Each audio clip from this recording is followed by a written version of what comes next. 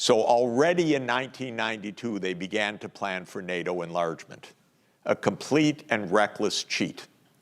And President Clinton in 1994, January, announced it. He was a very inconsequential leader. Not very deep, not very strategic, not very knowledgeable, not very responsible. And so he began NATO enlargement.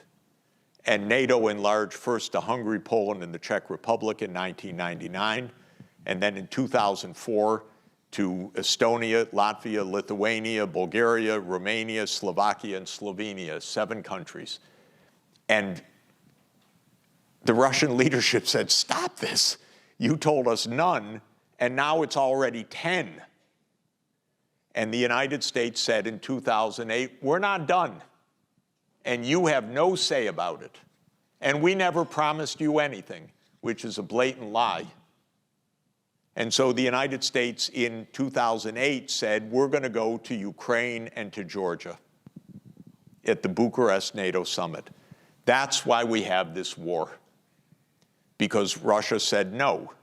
But what was added to this was in 2002, the United States unilaterally abandoned the anti-ballistic missile treaty, which was a great destabilizer, because the ABM treaty was for mutual deterrence of the nuclear forces.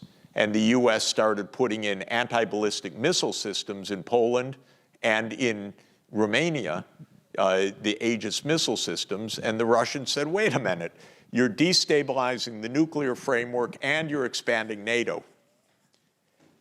One more thing brought us the war, and that is the Ukrainians elected a president that wanted neutrality because Ukraine is in between the West and the East, or in between Russia and the West, I should say.